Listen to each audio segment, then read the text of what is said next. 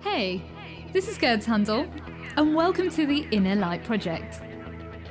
This show is for anyone who's wanting to lead a happier, healthier, and enlightened life. Create more self-love, inject more joy and abundance into their daily life. Join me for inspiring interviews and spiritual topics so you can shine your inner light. Hello and welcome to another episode of the Inner Light Project. My name is Gerd Handel and this week is the final episode about surrendering. So every month we have a theme. This month is surrendering, next month is sobriety, and then so forth is resistance. And so this month we are ending this chapter talking about the power of really surrendering and coming back home to yourself and listening to that inner voice that we always had, we've just forgotten. And interestingly enough, this week is all about surrendering in the full kind of moon aspect. So last week we had the full moon. A week later is all about surrendering. So letting go of things that no longer serve us, letting go of things that we're holding on to, letting go of thoughts, patterns, beliefs, situations, or even relationships that are no longer serving us and helping us to grow, but also allowing ourselves to just be in the present moment. And we don't have to be chasing the next big thing. We can really be in the moment and allow ourselves to receive that wisdom and knowledge that we kind of need in this moment. And so with this person, she embodies so many different things, including surrendering. And I really want to honor that because what she went through is something that many people still haven't got over. And so she actually saw the Twin Towers collapse a block away from where she was working. And she talks about her own journey of how it took 5 years to overcome this and how she went back to her purpose and how she's now sharing her medicine and helping others to heal. And I think, oh my God, that is so beautiful. That's why I thought, let me introduce her towards the end of this theme because it's such a powerful episode. Now, Radha Metro-Midkiff is a life coach and director of the Integral Yoga Institute in New York. She's a certified yoga instructor since the age of 18 years old, and she teaches others how to lead a mindful life. Hi, Radha. I'm so grateful to have you on the show, and thank you for joining us today. Oh, thank you for having me. Oh, bless you. Well, I'm really excited to share your story because you have a very unique story of where you came from and what you're doing right now. So for the listeners, could you share what your life was like before you became a yoga instructor? Oh, yeah. Well, that's an interesting question because I was basically born and raised into yoga. So well, maybe I remember a time before being a yoga instructor. I don't remember a time before yoga. Wow. My parents got into yoga and meditation back in the late 60s. They were studying with a teacher named Eknath Easwaran out in California. And so they started meditating, they became vegetarians, they were kind of searching, looking around, they were hanging out with Self-Realization Fellowship and the Hare Krishnas and just a little bit of everybody. And then when I was about 1 year old, my father went to a lecture by Swami Satchidananda, the founder of Integral Yoga, and just immediately felt so connected to his message and his mission that then became our main focus, and we joined that community. And so I was raised in integral yoga. I did 12 years of integral yoga schooling. So I Wow. studied, basically was, immersed in studying yoga and how to integrate yoga into your daily life from the time I was 7 through 18. Wow. And then after that, had the opportunity to work in many different capacities within the integral yoga community, particularly at Yogaville in Virginia at our international headquarters. And then I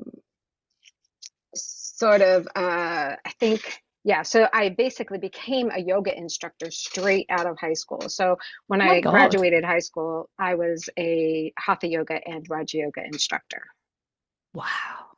What a journey. It's so interesting because so I come from a background where meditation, I grew up with my whole life. And I didn't really understand it when you were a kid. So my parents are like, I come from a Sikh background, so Hmm. meditation was like in my blood. And so I'd go to Mhm. the temple every Sunday and sit there and watch people and meditate, but didn't really understand it. And it wasn't until probably my mid-20s that I came back to it and realized how powerful it was and what it actually was. But I think sometimes, like when you're in something, you don't always understand it. But the fact that, from a young age, you were already immersed into it and you became a teacher, I think that's so powerful. Yeah, and I think they really wanted to make sure that in school we weren't just mimicking, but we really understood the reasoning why we were doing it, what the purpose was behind it. Now, that's not to say in my 20s I didn't go off and start doing all kinds of other stuff. Yeah. Um, so We've all done it.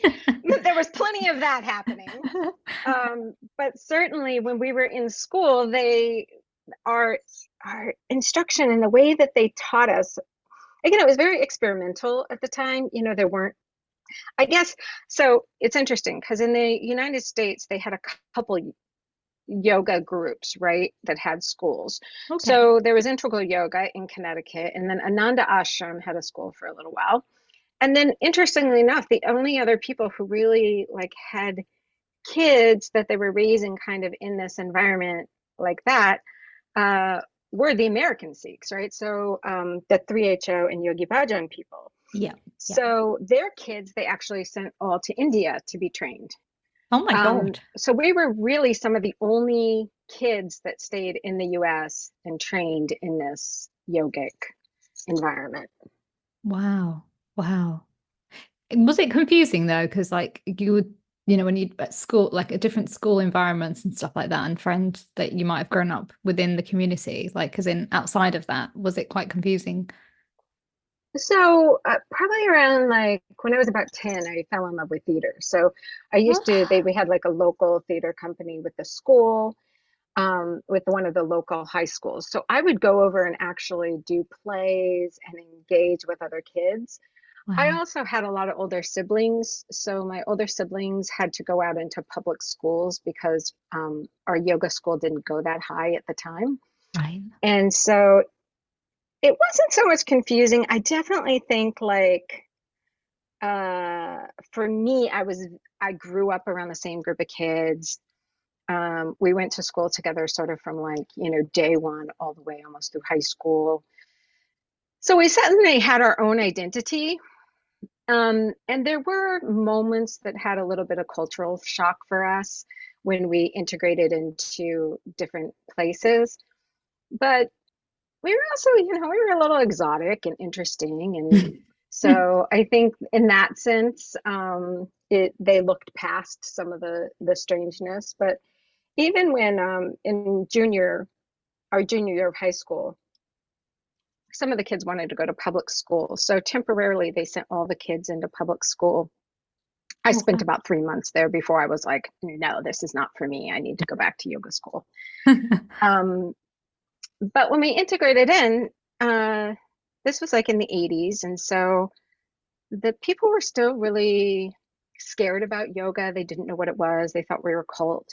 So, the kids would transfer out of classes from us or cross the hallways when we would walk down the hall. And there was this thing like, don't look them in the eye because they're going to do some kind of voodoo on you. Oh my So God. I think that probably that was some of the hard stuff. Like there was a lot of, people would be like, what, yoga, yogurt? Like, what are you talking about? And so there was a lot of Wow. misunderstanding. But for the Mm. most part, what I love is that in yoga, you have these tools that are naturally given to you on Mm. how to deal with people Yeah. of all different varieties and different beliefs and all of this stuff. So, it just gave us an opportunity really to be like, oh, they're not mean. They're not trying to be hateful. They just don't understand. And so we get to react with, compassion. And if they're being negative, we just get to disregard that negative behavior and just focus on loving them and being kind and, showing them who we are, which is not, some crazy cult sketchy people. I can imagine though, before the internet, how confusing people would have been. So I can imagine all these preconceived ideas, something that's a bit different. It's not in the box. then there must be something wrong with them. That's just how humans think, right? And so Oh yeah. So they really, and back then again, like there was not the exposure that people have now. yeah. And I think people forget that, yoga was not always popular. It's hard to remember, right? A time before yoga was popular Mm, now because it's so popular. yeah. But certainly back then people had no idea what we were doing. I mean, if you said meditation, they were just like, what are you talking about? Like, I don't even know what you're talking about. Whereas now I could go out onto the street and say, hey, do you meditate? And I bet, 9 out of 10 people would be like, yeah, I've meditated. It's kind of like, I think I remember hearing, God, this was probably years ago, Oprah talking about many, many years ago when it must have been in the 80s, where she first talked about spirituality and being a spiritual being. And she had to ask the audience, do you understand what I mean? And they were like, no, can you explain it? And so it just Mm, shows how far yeah. things have shifted. And for me, like spirituality meditation has been my life, like since I was a child. And so that's how I knew it at the temple, but then going to schools, like normal schools where there was hardly any people of color in the year, I was having an identity Right. crisis because one place is saying, be kind, be humble, the other place is greed, succeed. And it was like a constant battle between Hmm. right from wrong, and it was very confusing and complex. And yeah, it took probably, like I was saying, in my mid-20s where everything shifted. Um, and that's when I realized you can be successful, but you can have compassion. It was a very confusing time growing up for me, like and figuring out who I was and my identity. And again, like I looked a bit weird. I had long hair, a long plait. I didn't cut my hair, like because that's some of the beliefs that you have when you grow up in Sikhism. And so I had that kind of like people looking at me and questioning me and being a person of color, like, are you allowed to go clubbing? And silly things like that. And you'd have to like explain, Right. are you having an arranged marriage? And I'm like, what the hell? Like, yeah, I spent my whole life explaining it, and I look back and I think, God, how naive were these people? Like, but again, it wasn't their fault. We didn't have like the internet, and I guess that was probably the first person of color friend they had. They'd never mixed in that, and so yeah, good on them for asking if they didn't know anything better. It's also funny because like you, I've spent my whole life explaining. And so now it's actually funny to me that I don't have to explain. So sometimes I start Yeah. explaining and people are looking at me like, I know what that is. And I'm like, oh, I'm so sorry. You're right. Like, this is a different world now. Yes, yes, I don't have to explain to you what chanting is or what a mantra yeah. is. Like, you know what I'm talking about now. Yeah. It's just so peaceful, or like certain things like you have in cultures and people are like, oh, I've heard about that, or I've experienced that, and you're like, what? Oh, okay. And you're like, oh, thank God, I don't have to explain it now. Like, you're right. When you spend your whole life explaining, it's like an automatic pattern within yourself, and you don't even realize you're doing it because it's become our norm. But yeah, I want to go a Yes. little bit back to something that you mentioned to me in a personal message about a long time ago where you were at a place and something happened. Would you like to explain? Yes. So as I was saying, in my 20s, and I was not exactly living a totally yoga lifestyle. So I actually ended up in New York. It was like the third time I'd lived in New York. For me, I really just like to live in New York City, or I like to live in, the country in Virginia at our ashram.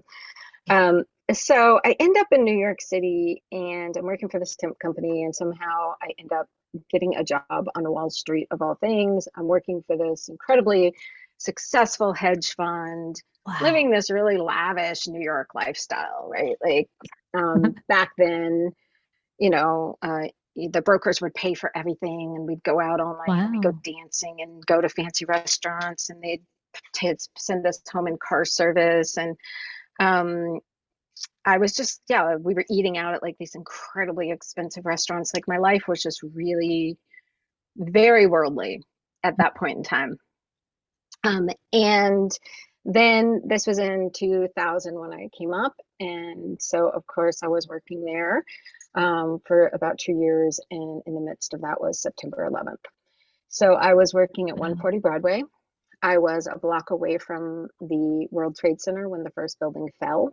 Oh. And basically, when you see those those videos online, like that was literally me. Like there was nowhere to run from the dust and debris. Finally, we got inside, but um, Oh, so you were not stood only did we think outside. like, yeah, so we were like Oh standing there on the street, and all of a sudden the my building starts falling. God. Oh my And it's God. literally a block away. So we're just like, you know, I remember sort of my mind being like, oh, the top of that building is tilting and it's falling. Oh, that building is going to fall on the buildings next to us. Oh, wait, that building is falling. I got to run. But there was, it all happened so fast. And so I was able to get back into our building. Um, but again, there was just dust and debris, and we didn't know what was going on. And they put us down in this basement, and we didn't know whether the whole of lower Manhattan had collapsed around us. Oh my God. Um, Wow. so, and I mean, we thought maybe we were going to die down there, buried alive. Like, we really had no Oh, idea what was happening. wow. So, eventually that day, they get us out of there and we walk back across the Brooklyn Bridge. But then 10 days later, um, through like this really, such a New York situation, the Mm. guy who had just bought the lease on the World Trade Center also owned our building. And Oh. so, because the World Trade Center had just collapsed and, he was one of the major developers in New York City, they wanted to make sure that as many of his other buildings as could be opened up and functional could be opened up. And so this particular building at 140 Broadway was the only building on all of Broadway for like blocks and blocks and blocks that was open. But it was literally like right in front of like ground zero. Like there was just like this Oh, old park that was in between us and ground zero. wow. So here we are 10 days after we come back to work. And then every single day, I mean, we come back to work and there's like guys with machine guns, like standing at the subways. I mean, we had to show our Ds just to be able to get out of, Mm. the subway. It was really intense. And then here we are just faced with ground zero day after day. Now, I was raised in a very sensitive environment. Yeah. And um, I would say, I mean, I don't think really anybody had tools to deal with that, Mm. but I certainly did not have tools to try to Mm. deal with that. And our teacher, Swami Satchidananda, at the time was still alive. And so he spent a lot of time talking to me, trying to guide me. Oh. And he kept saying to me, Radha, you either have fear or you have faith. There's no in between. Mm. And I would just be like, but you don't understand. Like, this is too much. Like, I Yeah. can't wrap my head around this. The horror and the death and like everything. Mm. So I ended up staying up there for about a year. Wow. And then one day was just like, I can't take it anymore. I got to go back to Virginia. So I end up Mm. going back to Virginia. And then 10 days after I end up back in Virginia, Swami Satchidananda passes away in India. Oh no. He had been like my grandfather, my guru, my guiding light. Um, and Mm. now here I am at this point in my life where I am suffering from severe PTSD. Mm. I didn't know how to deal with it, so I was going to I went to go, see a psychologist, and they were like, we're going to put you on medication because they didn't know what else to do with people. So they were just giving everybody in New York Xanax. Oh my So I ended God. up with like a really bad Xanax addiction. Oh no. I know. But you see, that's the thing in those days, and not even just in, and I can relate because I almost ended up on antidepressant tablets when I was 21 after an accident, but luckily I'd spoken to a different doctor after before going on that. Like I was like, I explained what had happened, but there's all they'd never take time out to actually sit with you and say, okay, could it just be this? And you need like therapy or you need support. It's just like, here's a quick fix and off you go. You'll be fine. Absolutely. And certainly then, like, even the therapists had PTSD, right? So Yeah. everybody in New York had PTSD and nobody knew what to do about it. So everybody was just Yeah. like, well, let's just numb ourselves. If we just numb ourselves enough, then Mm. none of us will feel it. So essentially, I just spiraled down, down till about 2005 when I just hit rock bottom. I Mm. literally, I spent most of the summer of 2005 in the hospital. I God. had two suicide attempts. One was very serious. Mm. Um, and I really just completely like, and the interesting thing was, and this is where my yoga comes in, right? Yeah. I could sit there in meditation and be 100% fine. I'd be like, I'm Mm. totally at peace. I feel so good. Everything's fine. Then I would get up out of meditation, and the minute I would engage my brain, because my mind at that point was so out of balance Mm. that it would all just go crazy. But I was like, you can't live in the world and just sit in meditation 24 hours a day. Like, that's not really possible. So Yeah. I just really was struggling, and I kept trying to tell everybody, like, I'm okay. Like, the witness still knew I'm Mm. not the body, I'm not the mind. I'm okay. But Yeah. the minute my mind got engaged, it was just like if your body is ill, right? At that time, my mind was ill. So there was really, it was like the mind just couldn't function properly. Mm. So basically, at the end of this summer, when I was like, all right, you know what? Like, my only job today is like kind of to stay alive. I'm just going to Oh. start from ground zero again. And I Oh. ended up going into DBT, dialectical behavioral therapy, which is based in Zen Buddhism.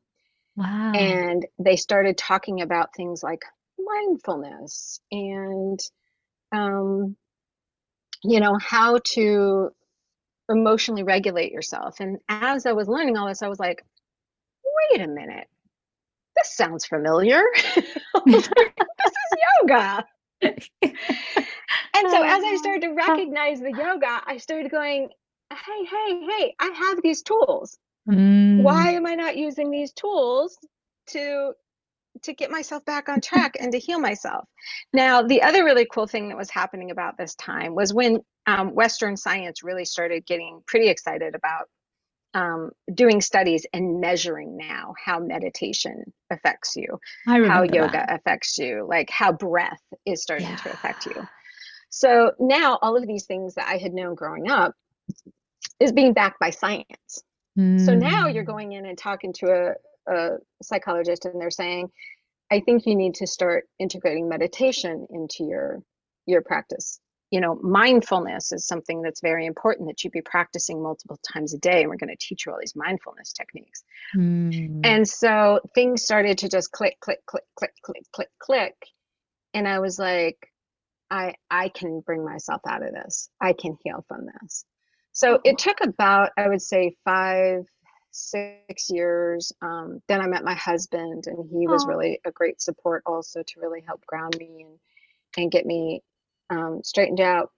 But now I know that's a lot of story right there. But what was really powerful for me is I think if I had never gone through that experience, if I just like been raised in yoga and my life was great and happy and whatever, Yeah. I don't think I could as practically help people as I can now, because now for me, I know that if you make these teeny tiny changes, you can affect your depression, your anxiety. You can heal yourself from PTSD. You can move forward. Um, and of course, even since, 2010, I would say the science has just like exploded. In the last couple of years, the studies being done on neuroscience and yoga Yeah. is really, really exciting. So now it's not that I just say, hey, do this breathing practice. Now I can say, the reason why we're asking you to do this breathing practice in this way is it's going to affect your parasympathetic and your sympathetic nervous system in such a way that is going to balance us out. I'm asking you to do this particular pose because when you do this pose this way, it's actually going to boost your serotonin and your dopamine and reduce your cortisol. And so there's Mm. all these things now, even the chanting. We know that like when you're humming Om, right? Yeah. That Yeah. actually vibrates from like your thyroid, first of all, which is such a huge controller of all the hormones in your body. Oh my God, And yes. it's toning your thyroid, but also the way that it vibrates in your skull is actually like vibrating in your brain and creating like these little electrical impulses that can happen. So all Wow. of this stuff is now being studied in a science, like a Western science way. And they've, of course, only touch the tip of the iceberg Yeah. of the magic of this 5,000-year-old science, but it's still pretty exciting what we're creating and what we're able to measure today. All I want to just say is, wow, what a powerful, what a powerful journey you've been on, and what an ex I know it sounds like what, but like also an exciting journey that you were able to come out of the darkness and into your light, and the knowledge that you already had as a child that you'd forgotten came back, and you were able to Yeah. utilize that and now help people. Like that is the biggest magic in the world. Like I honestly believe that, and like even with my own journey, like I've like I'll explain it a bit later, but like I've had a lot of trauma growing up and stuff. But that's why you're amazing at what you do and why I'm amazing at what I do. Because when you have experiences like that, you are able to help people easily than say you read a textbook. There's a lot of therapists, Yes. coaches or healers or yoga instructors who've never experienced that deep level of trauma that you are able to help people with, and the same as myself. And that is why people relate to you and relate to myself, because we understand that pain, that isolation, what it feels like to be stuck for years, not knowing why we're feeling that way, and then suddenly realizing we have these tools, we just needed to come back home to them. And so Exactly. that is why I think a lot of people suffer sometimes going to certain people. And this is not a judgment out there. This is just from my personal experience of like with my own clients, like they go to like therapists or like healers, but those people haven't healed fully and they project their trauma onto the client, and then they then don't feel heard. But when you have done your deep level of inner work, which you have done, my love, like since a young age, and vice versa, like we are there to then help them to understand and not project. And that is what's powerful. And the fact that what you saw, like my gosh, I don't even think many people have still got over that. And I'm not saying that you probably have gotten over it, but having the tools that you have, like wow, like if they had those tools, like my gosh, they would be able to take their power back. um it's And not I think, easy. Go for it. yeah, I think especially like post COVID, we're seeing a lot of trauma that Hmm. people have gone through because of COVID. And so it's not even just like the leftover trauma from that, but there's so much trauma going on in the world right now. You just walk down the street and people look Yeah. so tired and so, like accosted by Yeah. everything from wars to the COVID stuff to infighting and just all this craziness going on, that if you're not learning how to cope with it, it will start turning into disease, right? This Yeah. dis-ease in your body. And it starts in this like energetic level, and then it starts to like congeal down into your physical space. And so these really simple techniques that somehow these yogis intuited, Mhm. thousands of years ago, can be so powerful to help bring people out of it. And it's a journey. I mean, I am not by any means done. I Yeah. learn something every single week. Go back and read the same teachings that I've read since I was 7 or 5 or Wow. however old, and I can read the same passage today. And because of where I'm at in my life, I have a new awakening, a new realization around it, and then it becomes, really, really powerful even for what I'm going through now. So it's not even just like horrible trauma that it's good Yeah. for. It's Yeah. like no matter what stress, family stuff, whatever you're going through, these ancients had these beautiful teachings that were, supporting our health and well-being on all levels.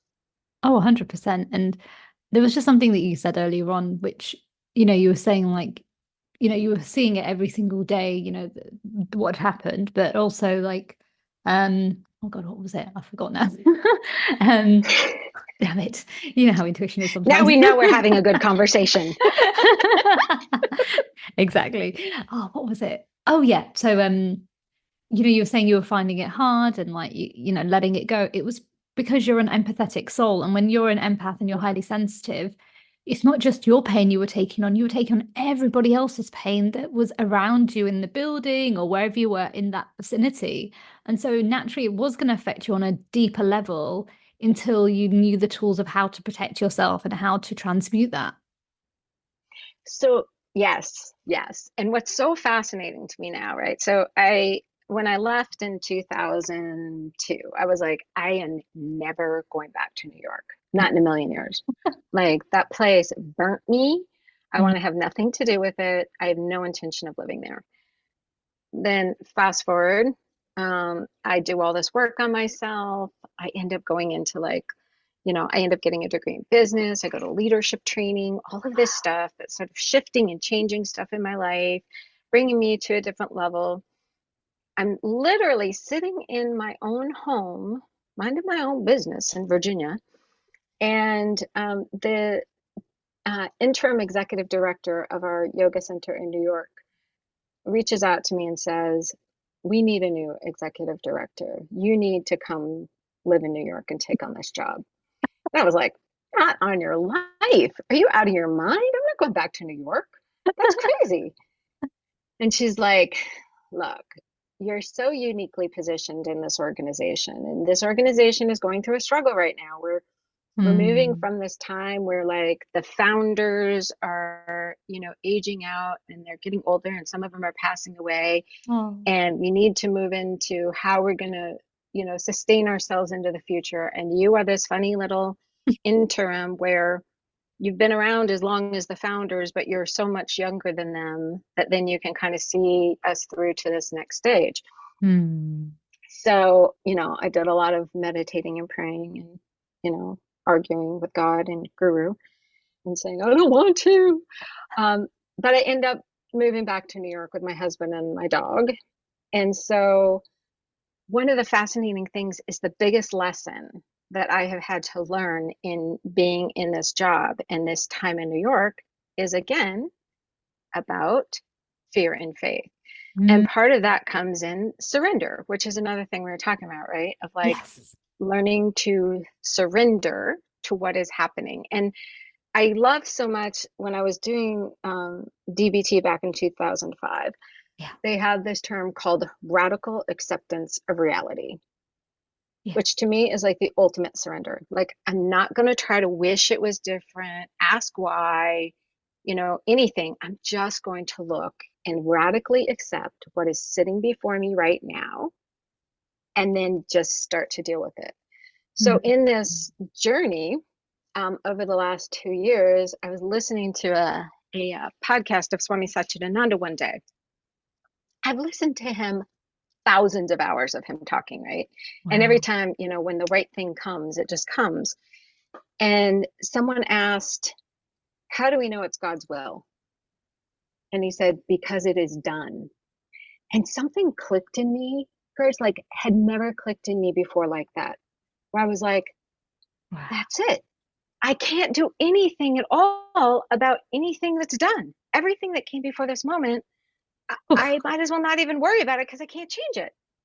It was God's will because it's done. Yeah. And for me, that was like the ultimate surrender of like, I just have to sit in the place and the moment I am right now. Yeah. And just accept everything that's happening to me, around me. And then in this moment say, okay, how can I move forward? How can I exist in this moment that perhaps will change that so that we're not repeating the past, but also not dwelling in whatever happened before this moment and just moving forward. And honestly, my job is crazy, crazy stressful.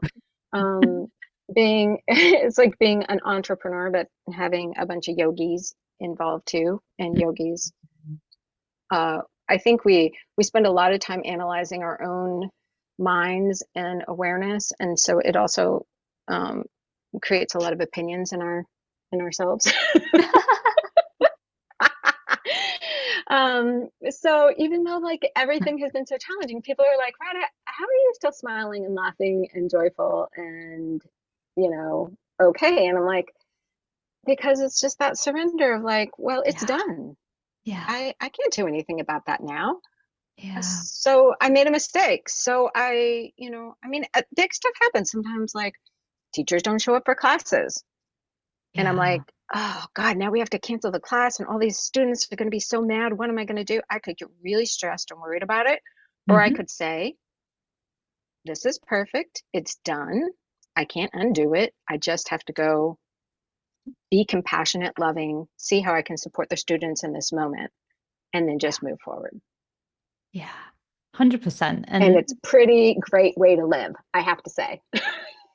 yeah, no, it's beautiful. And that is the theme of this month. It's all about surrendering from within. And oh, it's just so fascinating, like how everyone who has been on the show this month, it's taken them to go through severe like darkness to get into the light, to really just Mm, surrender into the moment and say, fuck it. It is what it is. I can't do anything about it. I can't control it.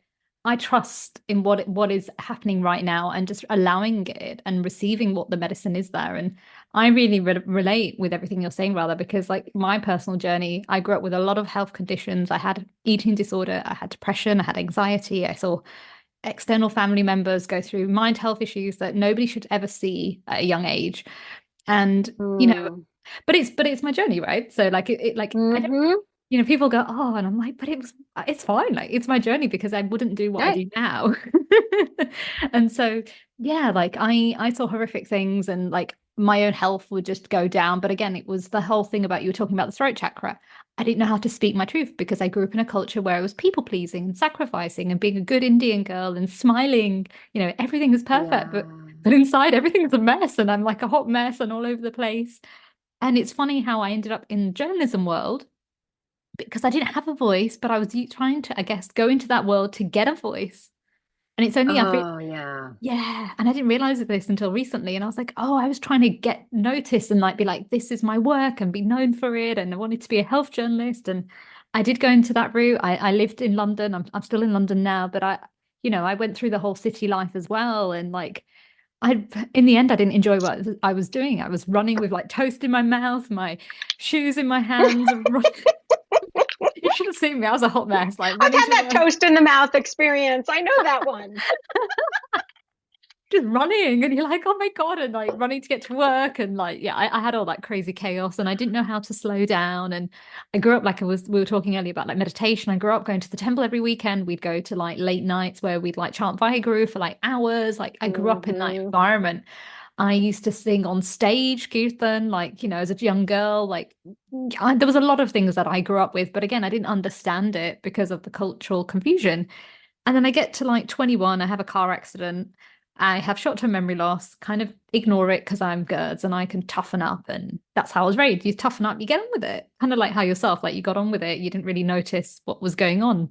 And then several months later, I couldn't tell you how many hours of sleep I had or what I had for breakfast. Went to the doctors, didn't say I had a car accident 3 months later, tried to give me antidepressant tablets or go see a therapist at that time. I refused because at that time I also worked, it sounds really weird, but I worked in a pharmacy whilst I was studying journalism. Very strange. Oh, yeah. And so I was seeing these things. I'm like, no, I'm not depressed. What is he talking about? And then I go see another doctor the next day and say, okay, I've had a car accident. What should I do? She says, take time out, go into nature, meditate. And I'm like, oh, I know what meditation is. Kind of, but not, but also do yoga. And my mum taught me yoga from a young age. She like had these like Rachel Hitterman books back in the 80s. And so I used to follow her as Whoa. a child. Yeah. So I was doing yoga from a young age as well, but not the proper yoga, but I was just following what my mum did. Hmm. But she was always like, ground yourself, ground yourself. And I'd be like, what are you talking about, woman? Like, ground yourself. Like, when you're studying like journalism and you're running around, you're just like, yeah, whatever, mum. you know and so Right. yeah, I'm going on this journey of like trying to find myself. And I get to 25, just before my 25th birthday. I have a cancer scan and made redundant, and I go to the Oh. hospital. And I'm like sat there like you have the victim, like, why me? What have I done to deserve Hmm. this? And I hear the words, you created this. And I was like, what? And there was nobody in the room. And it literally was God, universe, whatever you want to call it, high power talking to me. I ignored it. I get misdiagnosed. I run out of the hospital and I hear it's time to heal. And I just never look back. I left a whole career in journalism. I followed my path, did so many different things that lended me, like ended up in the role that I'm in now. But even then, when I'd done Wow. deep work, it's 11 years I've been doing the inner work. And gets to 2015, running around, like you said, like business, learning everything about business and like building everything up, working with young people, doing everything I possibly can. And then my health goes downhill and I have a kidney problem. But it takes 2 years Mm. to find out I have a kidney problem. Still living in London. Energy is affecting me, like you're saying, like the energy, and I don't know what's going on with me. I go on stages speaking and then I'm collapsing. don't know what's going on. Hmm. Find out I was born with a kidney defect 2 years later and have to have an operation. There is a long story. We could talk about this forever, but basically, in a short nutshell, all these darkness things were happening to get to where I am now. And I had to go through all these painful situations so I could help people to really understand their own past and their trauma so they could finally find the light in themselves. And I kid you not, it's the biggest blessing of my life being doing what I do because I help people now that have spent their whole life in trauma and they heal everything within 4 months or a 5 hour Mm. session that we do. But again, it's not me doing the work. I'm just guiding them like yourself. I guide them and then they do the work. And, that's the power of when you go through darkness, you're able to help others into the light. And that is what you've been doing. And that's what I had to do as well. Surrender. We both had to surrender into the light and really come back home to ourselves and use the tools that we grew up with that we'd forgotten Yes. to help guide people. It was there. It was always there. But yeah, just, Oh my gosh. So yeah, true. yeah. Yeah. But I really want to talk to you about how can you tell sorry, how can you tell when your chakras are out of balance and how can you heal that?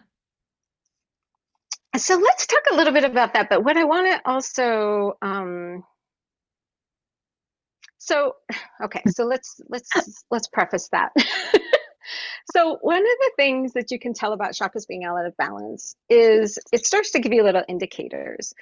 And you don't have to know a lot. For me, yoga is best done when you keep it simple.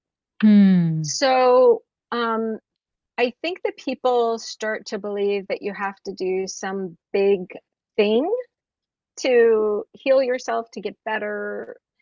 It is a challenging journey. It can be a long journey, Yeah. but it also can be a very simple journey. And Hmm. so I think people psych themselves out and think it's going to be like, I have to go do like 3 hours of yoga every day. Um, but the truth is like our chakras are these energy, um, uh, like sites in our body, right? And illness starts on a energetic level. So first Yeah. it starts like in these electrical impulses that are going on. So we have these like thoughts that are just these impulses, and then the thoughts like kind of solidify and they start sending messages down through our bodies. And but even more subtle than the thoughts is like this energetic system that we have with the chakras. So most of the chakras, we have these 7 different chakra centers, and I'm not going to go into every single one because I think there's a lot of information that people can just like Google chakra and they can see all the different chakras and where they sit. But what I would like to say is that if you are noticing something physical in your body, then that's when you would want to go back and kind of look at the chakra that might be associated with it. So, like Hmm. we were talking about, one thing is there's 2 that are very common for people.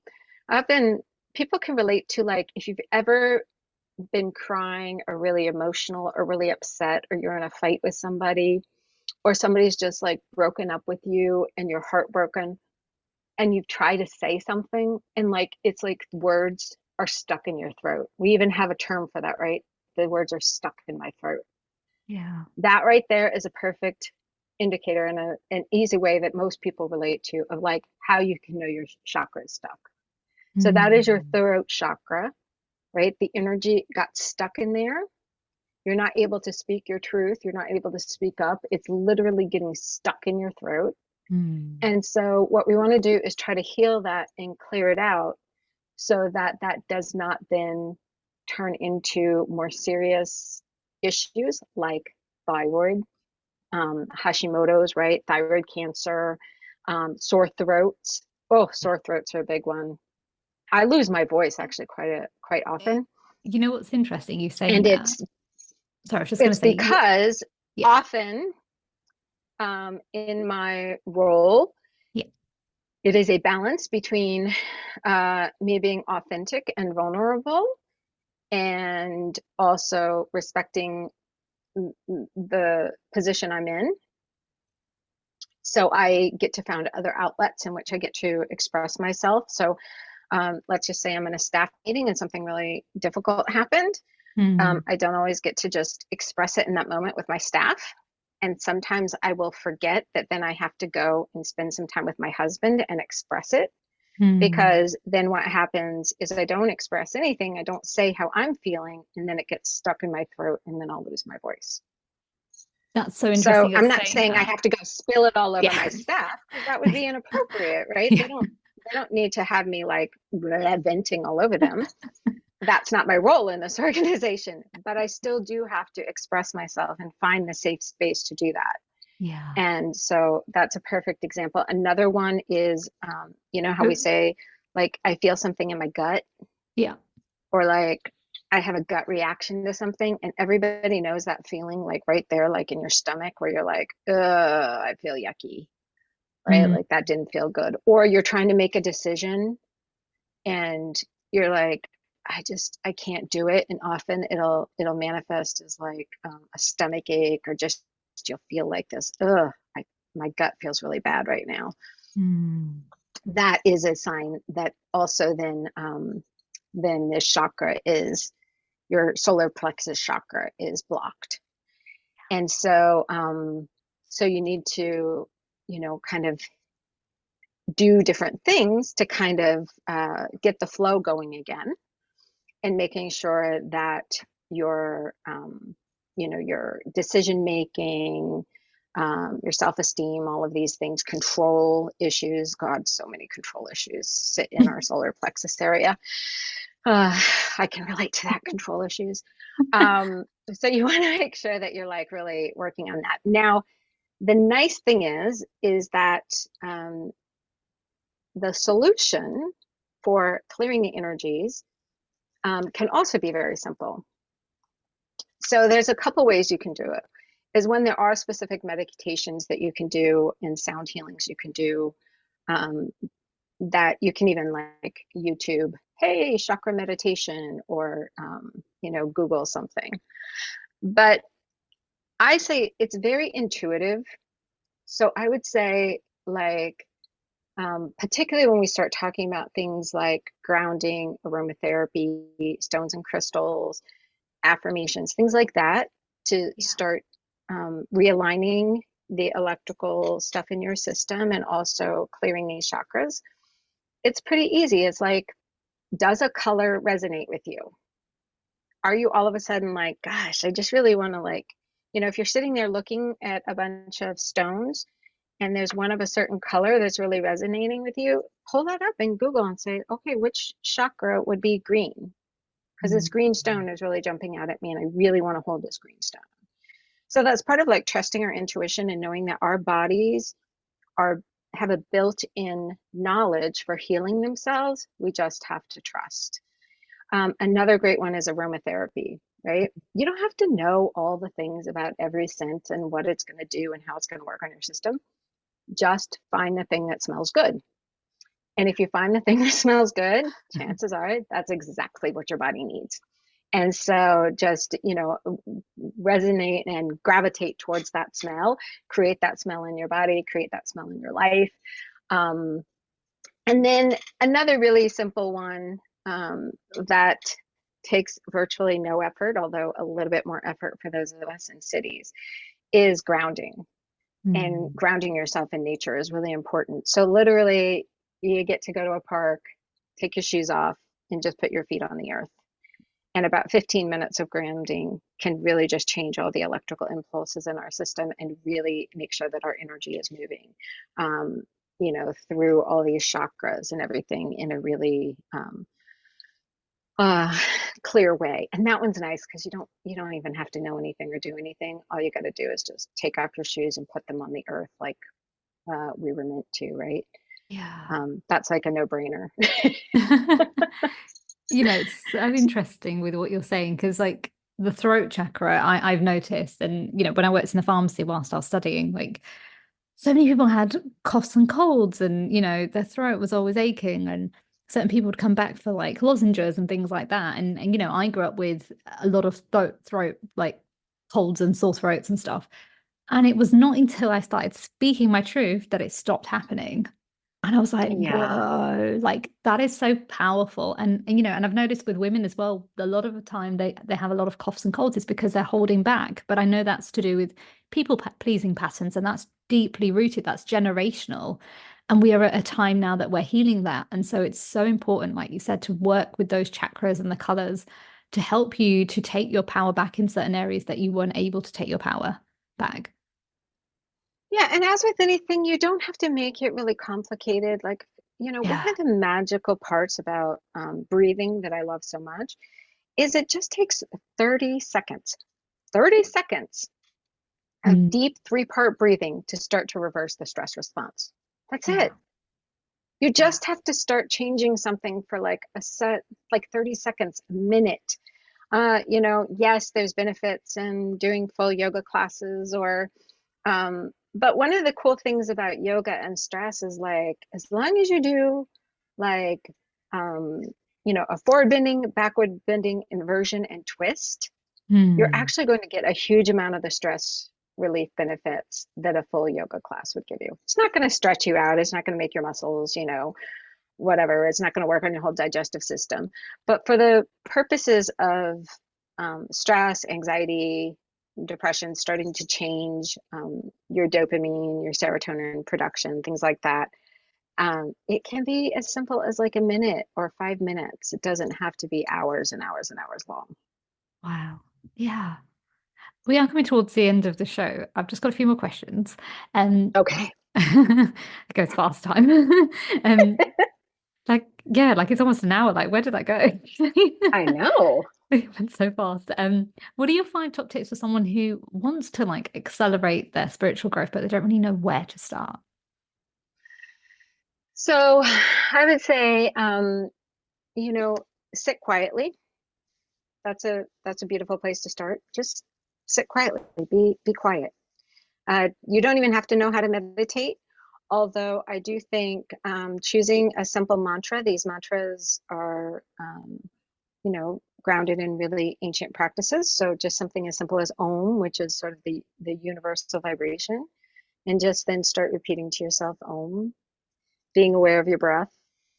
Right? Breath is life. Breath is so important to us. Mm. And then starting to, one of the beautiful things that we practice in yoga, it's called Pratipakshabhavana.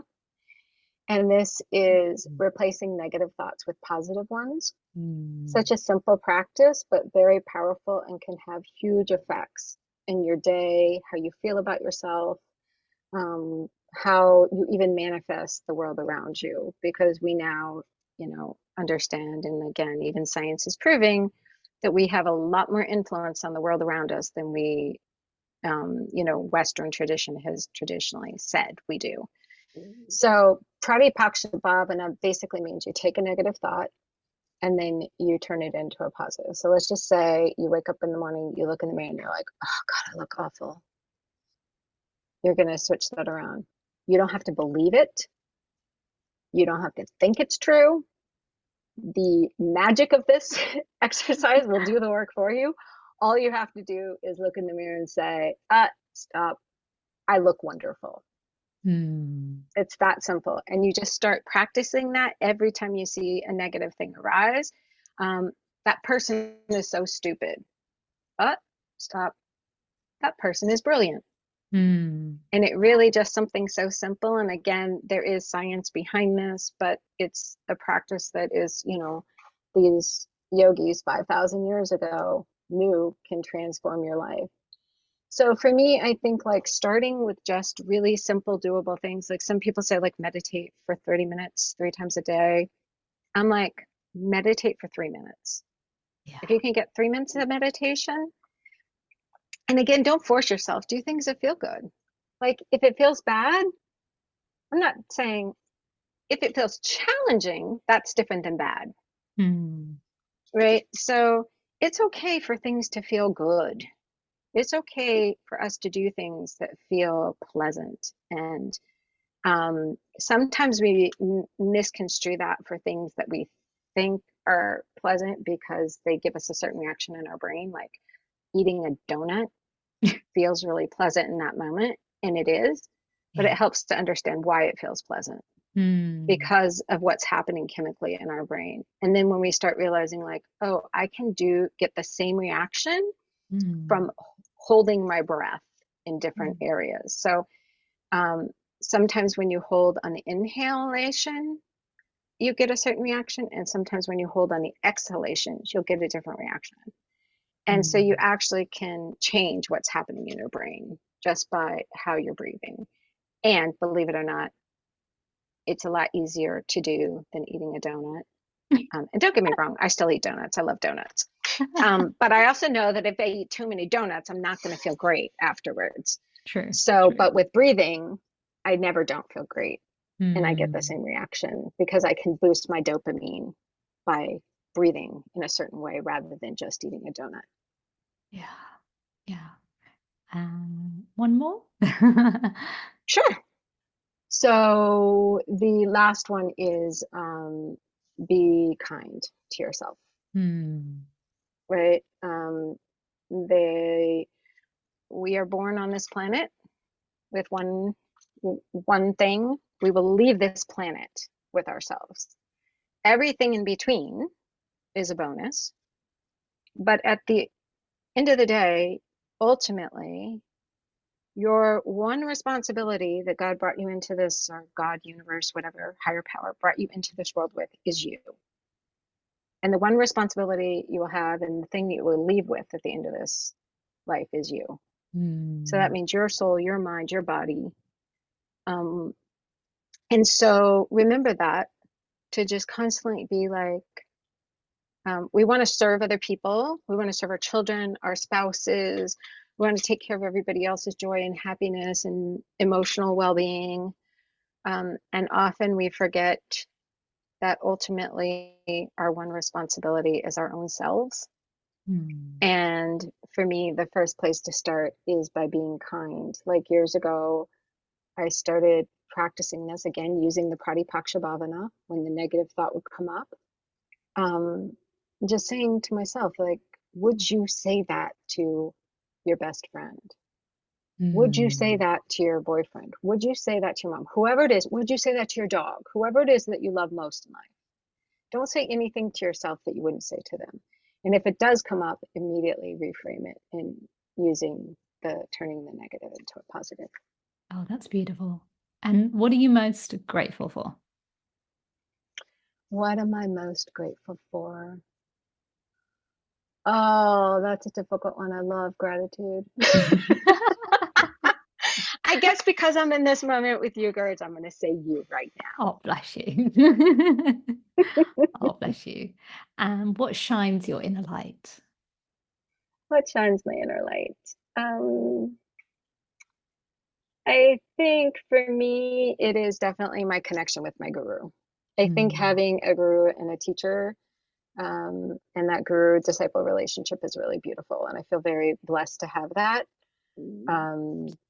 And so for me, that really, that really lights me up. And in my moments when I'm struggling, I feel very fortunate. And that doesn't have to be a guru. Like if somebody else is like, oh, I don't have a guru. It can be any teacher for you. So many people find that in Jesus. Many people find it in reading poetry of a great poet, right? Or great literature or art.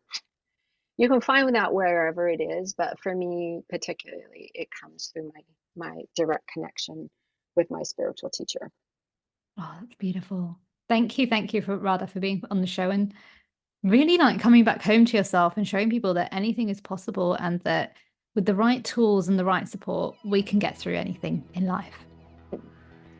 Thank you for having me. This was really delightful, and it was great hearing about your story too. It's always wonderful to meet fellow travelers in this journey to self-awareness and self-love and joy. Thank you. What an amazing episode with Radha. It's so important to allow ourselves to surrender and listen to whatever we're feeling. Remember, when we feel, deal, then we heal our trauma. When we allow ourselves to go in the deepest, darkest wounds of ourselves, we then finally set ourselves free. We allow ourselves to not be judged. We allow ourselves not to feel ashamed. We allow ourselves to just be who we're meant to be in that moment. And when we feel our emotions, we can finally set ourselves free and we can finally move forward with a different story for ourselves and what we went through. You know, we have every moment to take our power back, but it's all down to us. Unfortunately, that's the end of the show. If you're struggling to transform trauma and learn to trust yourself so you can powerfully move forward in your life, I do have 2 programs which can help you. And you can learn more about this at gerdshandel.com. And you can click a link where you can fill out a complimentary form and you can speak to me 45 minutes and we can see how we can help you to really take your power back and really live the life that you're here to live and meet your highest self. And also, I want to leave you with this quote. When things get tough and our body starts to react, we need mindfulness to reset our internal North Star. That's a quote by George Mumford. Take care, my sisters. Bye.